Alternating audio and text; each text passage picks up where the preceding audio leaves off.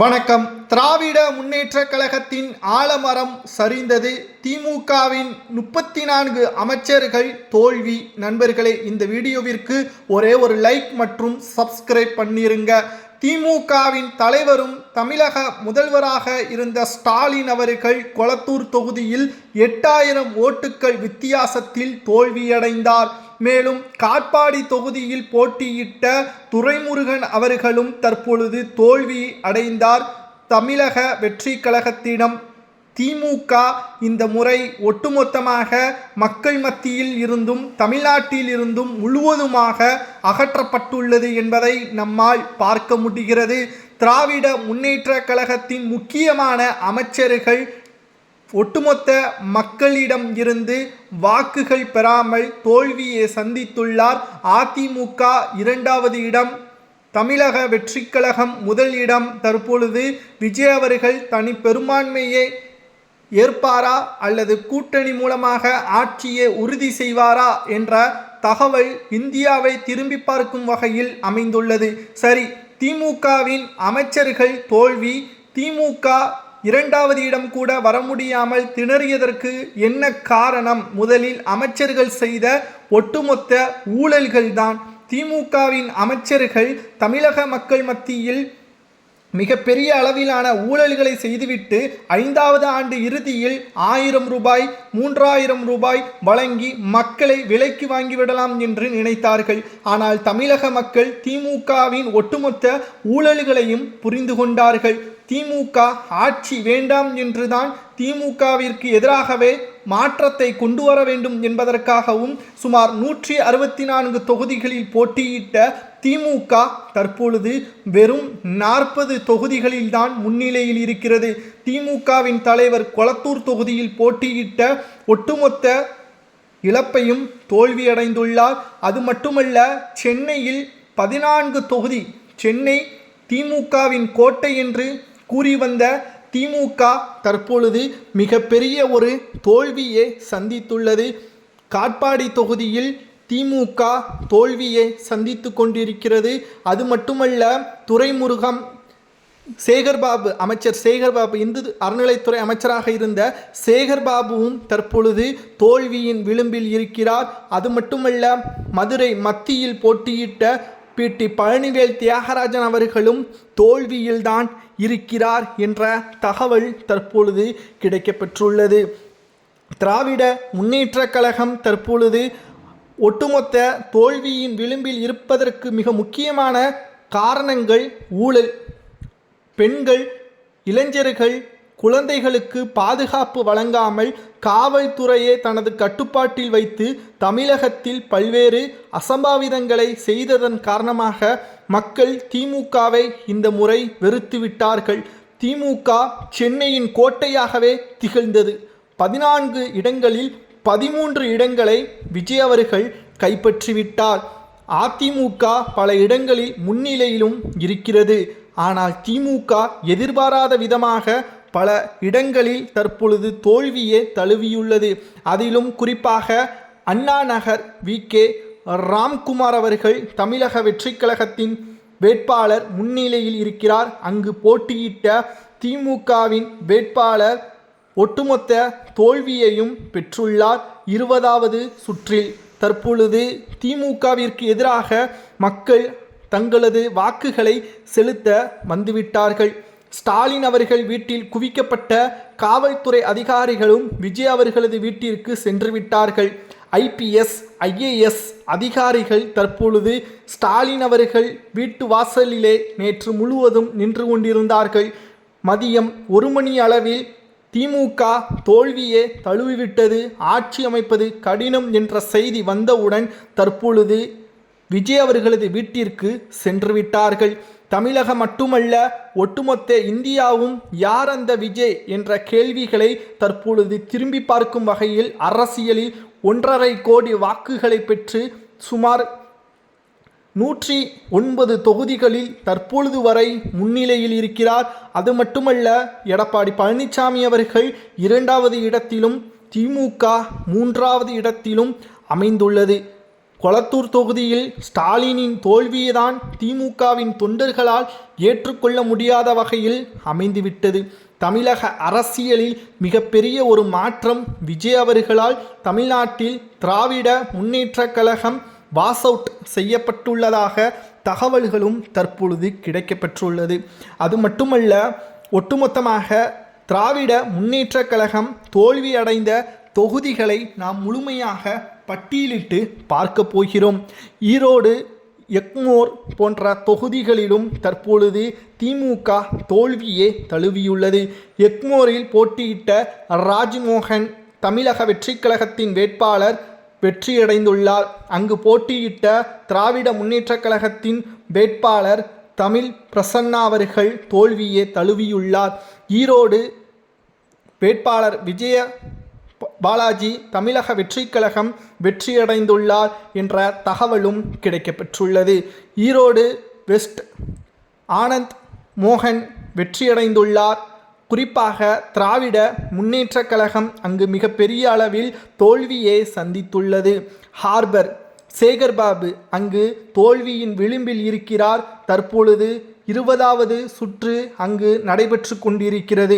திராவிட முன்னேற்றக் கழகத்தில் அமைச்சராக இருப்பவர்கள் மனதிற்குள் மந்திரியாக, அவர்கள் மன்னர்களாக மக்களை ஏளனமாக பார்த்தது, மக்கள் கொடுத்த அந்த ஒரு ஓட்டின் அருமை இப்பொழுது திமுகவிற்கு நன்றாகவே புரிந்திருக்கும்.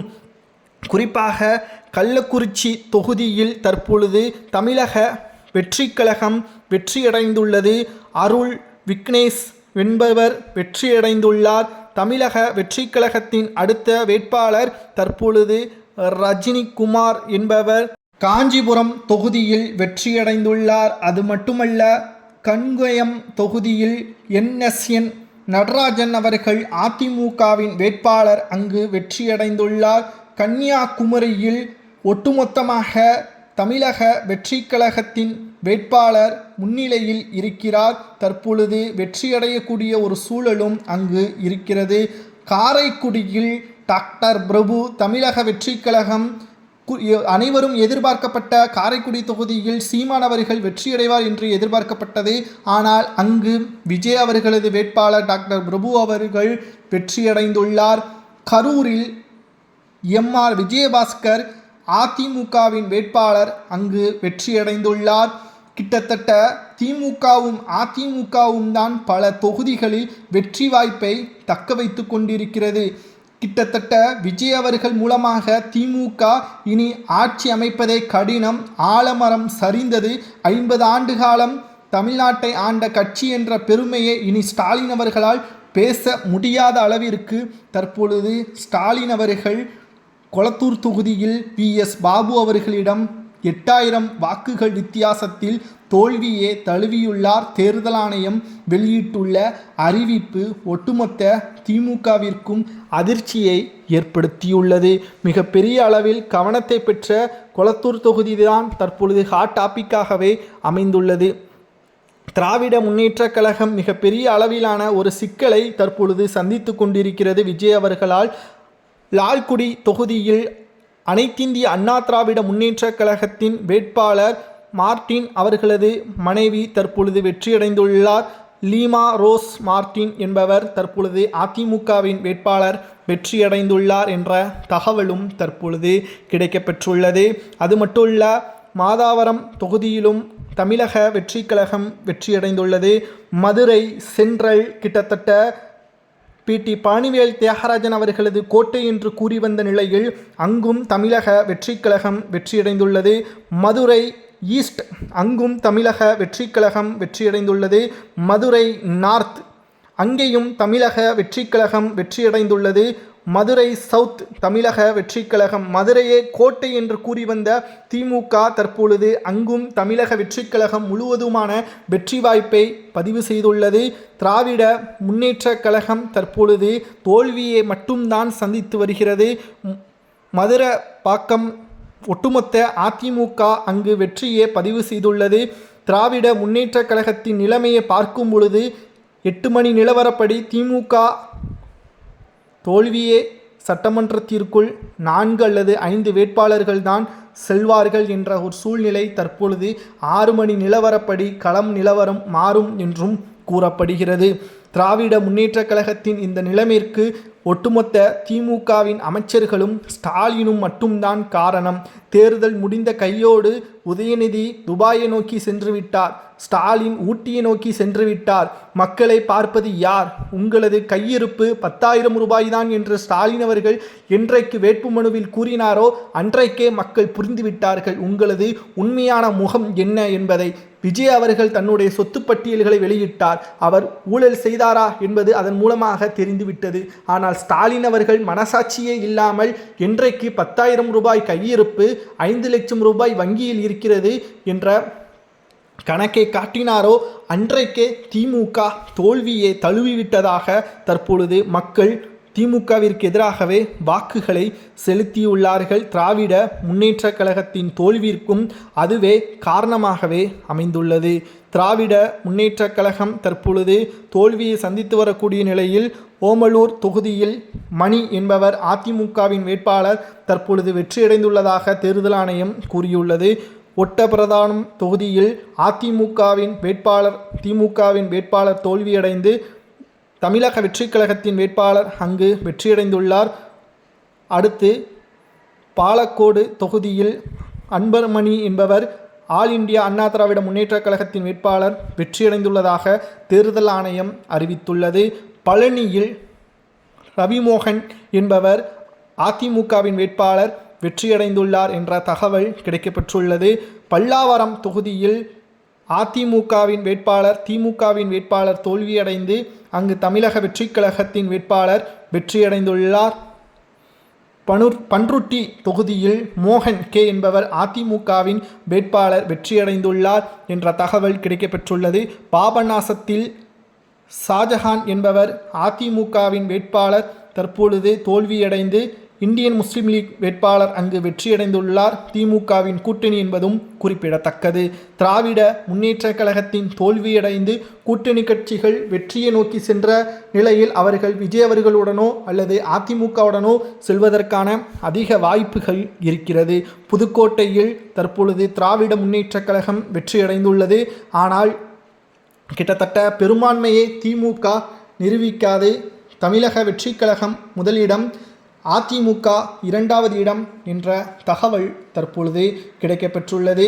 திமுகவின் மிக முக்கியமான வேட்பாளராக அறிவிக்கப்பட்ட சேகர்பாபு, ஸ்டாலின், பிடி பழனிவேல் தியாகராஜன் ஒட்டுமொத்தமாக தோல்வியின் விளிம்பில்தான் இருக்கிறார்கள். அதில் ஸ்டாலின் தோல்வியடைந்து விட்டதாகவே தகவல்களும் வெளியாகியுள்ளது. பிடி பழனிவேல் தியாகராஜனும் தோல்வியடைந்து விட்டதாக தகவல்கள் தற்பொழுது வெளியாகியுள்ளது. திராவிட முன்னேற்ற கழகத்தின் வேட்பாளர்கள் ஒவ்வொருவரும் தோல்வியடைந்து கூட நிலையில் ராஜபாளையம் தொகுதியில் தமிழக வெற்றி கழகம் வெற்றியடைந்துள்ளார். ராமநாதபுரம் தொகுதியில் மட்டும் திமுக வெற்றியடைந்துள்ளது. ஒட்டுமொத்தமாக திராவிட முன்னேற்ற கழகத்தின் தோல்வி என்பது முன்வைக்கப்பட்ட நிலையில் இனியும் திமுக ஆட்சியை அமைக்காது. மக்கள் மத்தியில் திமுகவின் வெறுப்பு அலைகள்தான் உருவாகியுள்ளது. இனி 20 ஆண்டுகள் என்ன, 10 ஆண்டுகள், 20 ஆண்டுகள், 40 ஆண்டுகள் ஆனாலும் திமுக அரியணையில் ஏற முடியாது என்று தாவேகாவின் நிர்வாகிகள் கூறுவது சரியா தவறா என்பதை மறக்காம கமெண்ட் வாயிலாக கூறுங்கள். இந்த அரசியல் களம் 50 ஆண்டுகளுக்கு பிறகு மிகப்பெரிய ஒரு மாற்றத்தையும் திமுகவின் வாஸ் அவுட்டாகவும் பார்க்கப்படுகிறது. திமுகவின் ஆலமரம் முழுவதுமாக சரிந்தது. காட்பாடி தொகுதியில் துரைமுருகன் தோல்வியை தழுவியுள்ளார். ஸ்டாலின் கொளத்தூர் தொகுதியில் தோல்வியை தழுவியுள்ளார். சேகர்பாபு துறைமுகம் தொகுதியில் தோல்வியின் விளிம்பில் இருக்கிறார். சென்னை மண்டலம் 14 தொகுதிகளில் திமுகவின் வேட்பாளர்கள் தோல்வியை தழுவியுள்ளார்கள். மதுரை பிடி பழனிவேல் தியாகராஜன் அவர்கள் தோல்வியை தழுவியுள்ளார் என்ற தகவல் தற்பொழுது கிடைக்கப்பெற்றுள்ளது. மிகப்பெரிய அளவிலான பேசும்பொருளாக இந்தியாவை திரும்பி பார்க்கும் வகையில் இந்த அரசியல் களம் விஜய் அவர்களுக்கு சாதகமாக மாறியுள்ளது. நண்பர்களே, இந்த அரசியல் களத்தில் விஜய் அவர்களது வெற்றி வாய்ப்பு சரியா தவறா? அதிமுக விஜய் அவர்களுடன் கூட்டணி வைப்பது சரியா தவறா? அப்படி கூட்டணி வைத்தால் முதல்வர் யார், துணை முதல்வர் யார் என்பதை மட்டும் மறக்காம கமெண்ட் வாயிலாக கூறுங்கள்.